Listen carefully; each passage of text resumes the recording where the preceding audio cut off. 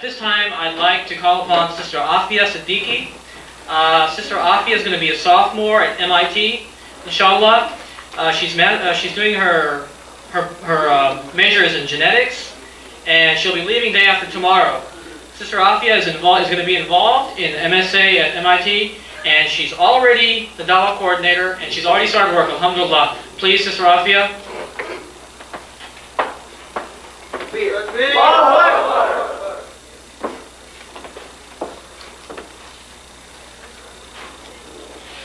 A'udhu billahi minash shaitanir rajeem. Bismillahir rahmanir rahim. Brothers and sisters in Islam, Assalamu alaikum. Thank you. It is my challenge, not only to every single person on the face of this planet Earth, but also, if there's any civilization on any other planet, it's my challenge to them as well, that Islam is the best savior and protector for women.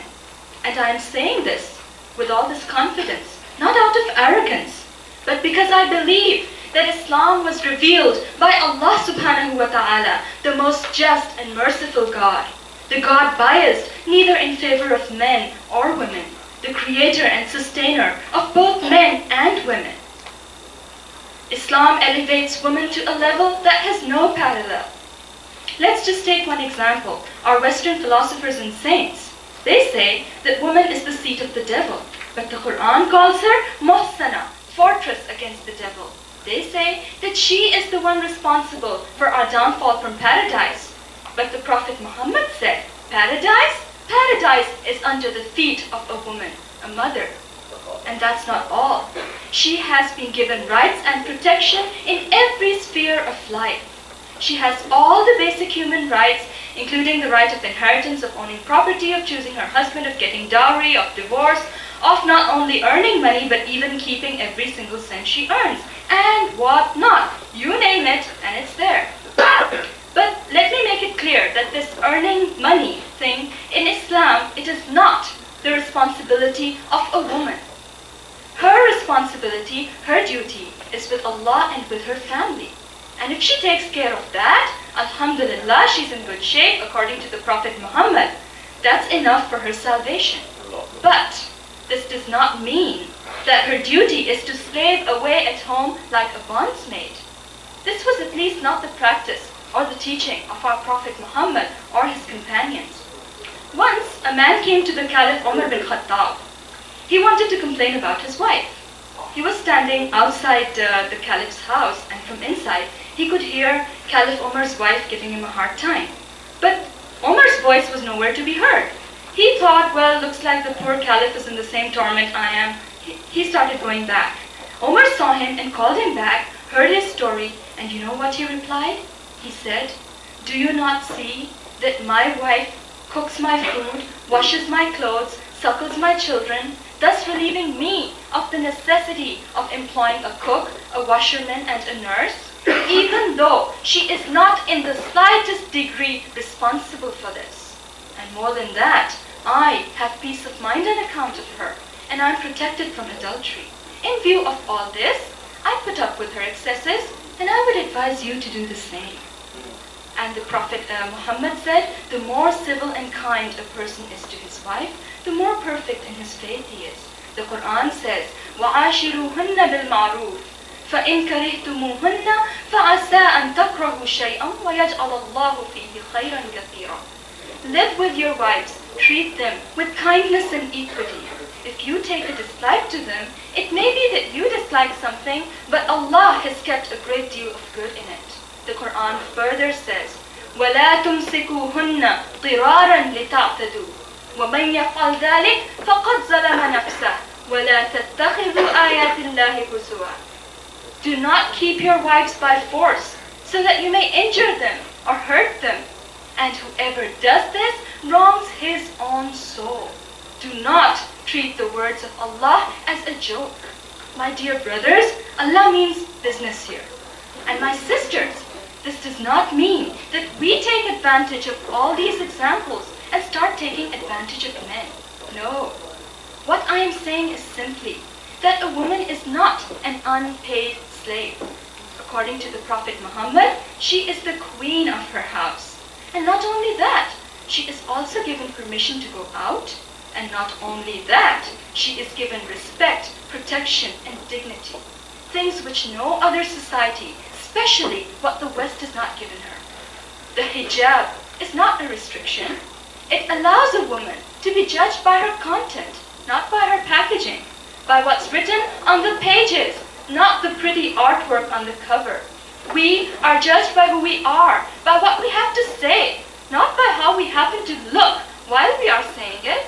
Islam does not see the woman as a prize cow to be paraded before the world. No. The Prophet Muhammad ﷺ summed it up beautifully. He said, the best object of benefit of the entire world is the pious woman. This is so profound. Not the rich woman, not the beautiful or successful woman. Because these qualities will not benefit her in the long run. Minds can be lost, wealth can be spent, and beauty shall change. These ephemeral qualities are for the pleasure of this world, whereas piety is for the pleasure of Allah. His advice to men seeking a wife was, get one who is religious. Not the one in the 50% tax bracket, the one with the Jaguar, the one with her own corporation, the one with the great looks, or the one who brings more dowry. No. In Islam, a woman is seen first and foremost as a servant of Allah subhanahu wa ta'ala, not as the slave of a human being. And in the eyes of Allah, she is no less than a man. It is true, لَيْسَ الذَّكَرُ كَالْأُنْثَى. The man is different from the woman, psychologically, biologically, physiologically different. The man is physically more stronger. We can see that. Doesn't need any explanation. So Allah has given him the charge, the responsibility for providing for the family, for earning for the family. He's been given the daraja, the position of leadership in the family. But this does not make a woman inferior. No. Where rights are concerned, وَلَهُنَّ مِثْلُ الَّذِي عَلَيْهِنَّ بِالْمَعْرُوفِ وَلِلرِّجَالِ عَلَيْهِنَّ دَرَجَةٌ. Her rights are equal, mithl, to those of man, even though man has been given the daraja, the degree over her. The degree, the responsibility, and accountability for providing and sustaining the family.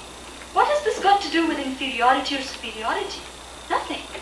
Allah has made it very clear. إِنِّي لَا أُضِيعُ عَمَلَ عَامِلٍ مِّنْكُمْ مِنْ ذَكَرٍ أَوْ أُنْثَى بَعْضُكُمْ مِنْ بَعْضٍ. I shall not waste the efforts of any of you, man or woman. You are members one of another. And إِنَّ أَكْرَمَكُمْ عِنْدَ اللَّهِ أَتْقَاكُمْ. The person who is more revered, who is more superior, or who is more respected in the eyes of Allah, is the one who is more pious, who has more taqwa, regardless of whether it's a man or a woman. History is filled with women who exemplified this fact, who taught men as well as women, who gave religious verdicts, who fought and died, all for the sake of Allah, not to prove to the world that they were capable. My dear Muslim sisters, we, unlike the non-Muslim women, we do not have to prove anything to this world. All we have to prove is to Allah subhanahu wa ta'ala that we are capable. Yes, we are capable of becoming true and ideal Muslim women. Women like the Sahabiyat, not 5 feet 10 inches or something like that. No. Women like the Sahabiyat, out of hundreds of examples. And I could go on forever, but I'm sure you all must be hungry. I'll just quote one example. Asma bint Yazid. She embraced Islam when she was a teenager, at the time of Hijrah, and she was only in her 20s, the Battle of Yarmouk. She killed 9 soldiers with what? With the pole of a tent. Let alone women. I don't know how many men can even do that, today or whenever, I don't know. And not only that, she was also a great scholar. She opened a school, and from her school, many of our respected ulama of the Taba'un period, they graduated from her school. Aisha, Khadija, Fatima, Zainab, Asma, Ammara, Salma, Kulsum, Hakim, there are so many names. Who were all these? These were the scholars, the teachers, the doctors, the nurses, the social workers, the warriors, and the mothers, daughters, sisters, and wives of the times of the Prophet Muhammad. These were the people about whom Allah has said, رَضِيَ اللَّهُ عَنْهُمْ وَرَضُوا عَنْهُ أُولَٰئِكَ حِزْبُ اللَّهِ أَلَا إِنَّ حِزْبَ اللَّهِ هُمُ الْمُفْلِحُونَ. Allah is pleased with them, and they with Allah. This is the group of Allah, and indeed, it is the group of Allah that will succeed. And we did succeed, in this world and in the hereafter. 30 years after the Prophet Muhammad, and the Muslim empire spread all the way from Africa to India and Spain, 3 continents. Why is it, I will ask you, that today we are the third world? We have lost the respect and dignity we enjoyed. We are apologetic and submissive. And to whom? To the disbelievers, the kuffar. Astaghfirullah. Why is it that today sons of the caliber of Muhammad bin Qasim, Tariq bin Ziyad, and Khalid bin Walid are not born? Because we don't have mothers of the caliber of Fatima, Zainab, Khala, and Asma. And why don't we have those mothers? Let us think about this. Brothers and sisters, there are 357 in Surah Nisa, right where the commandments for women are laid. And another verse in Surah Tahrim. Ya ayyuhalladhina amanu qu anfusakum wa ahlikum nara. O you who believe, save yourselves and your families from hellfire. Brothers and sisters, this is one extreme. Inna Allah la yuhibbul mu'tadin. Allah does not like any transgression, any extreme. The other extreme is equally bad. There are people who are guilty of burying their women alive. Yes, today, mentally burying them by telling them that they are inferior, third-class slaves of men. And may Allah forgive us in the name of Sunnah. May I ask, whose Sunnah are they following? This is not the Sunnah of the Prophet Muhammad. What is his Sunnah? He, if his shoe would break, he would mend it himself. And then he would run a race with his wife Aisha and let her win the race so that she could also enjoy herself. These extremes, brothers and sisters, have driven more people away from Islam than we would even like to believe. Not only women, men as well. Not only non-Muslims, Muslims as well. A man once came to Ismail al-Faruqi and said that Islam seems to be such a biased religion. Whenever I go to the mosque, to a religious institution to learn about Islam, I see so many men. But where are the women? Good question, and I repeat, where are the women? It is so easy today for anyone and everyone to come up to a woman and say, hey, this is Islam. And what will the poor woman say? Amanna saddaqna, I believe. Because she doesn't know any better. Her basic right, I should say her duty of education, religious and secular, has been taken away from her. What is the result? Brothers and sisters? Where's this going? Okay, brothers and sisters, this right of education, by taking it away from women, what do we see? If a woman has messed up ideas, non-Muslim ideas, or if she is totally ignorant of what's going on around her, in either case, can she be expected to raise a child the model of a perfect Muslim? Of course not. The first 5 years of the child are not as trivial as we think they are. According to a fact, scientific fact, the brain of the child develops not only before he is born, but it takes the first 5 years for the brain to fully develop. And in these years, whatever he sees around him, whatever he sees his mother, his parents doing, will have an impact on his future character.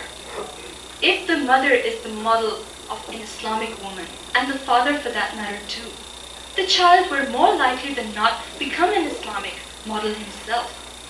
But if the mother herself is locked up in a dark corner of a dark room of a dark home, secluded from the entire world, what can you expect? What is this generation gap that we see? And why are all these un-Islamic, cultural, traditional practices so prevalent in our Muslim world? There's many of them. Let me just take one. Jahez, dowry, as you saw in the skit earlier on. It is a big thing in India and Pakistan at least. And what is this? Well, this is that at the time of marriage, the girl has to bring cash, furniture, God knows what not. This is totally un-Islamic. Then why is it that so many good girls cannot get married because of this? And if they are getting married, a lot of times their parents don't even ask them if they want to get married or not. The Quran is very clear on this. يا أيها الذين آمنوا لا يحل لكم أن ترثوا النساء كرها. O you who believe, it is not lawful for you to take a woman by force against her will. No. And if they do get married, may God forbid it, but if to a cruel, unkind person, they bear his excesses their whole life.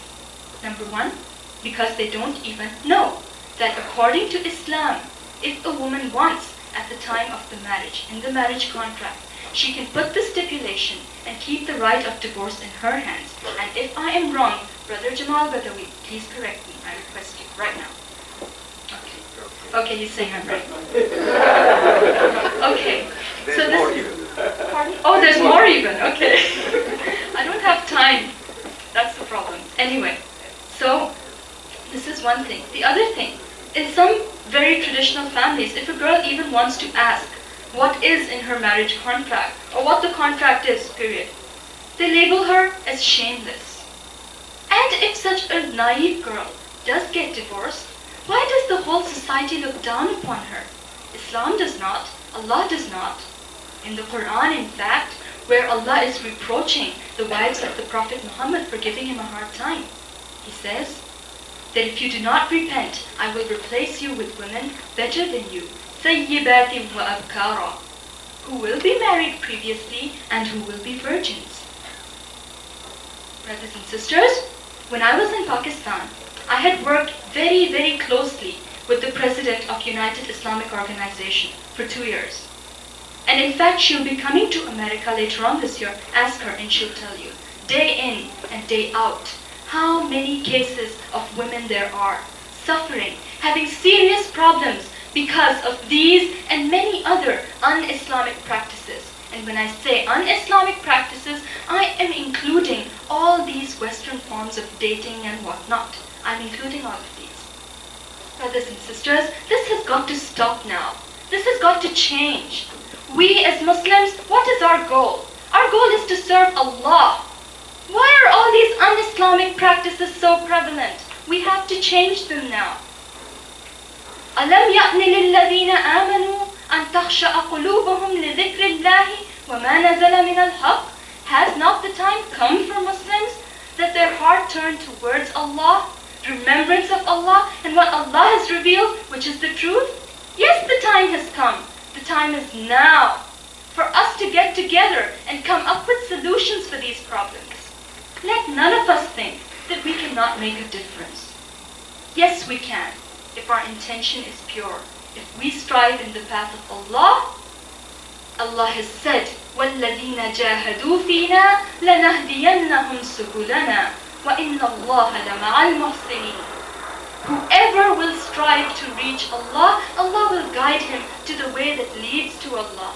And indeed, Allah is with the people who are righteous, who do good deeds, who are the muhsineen.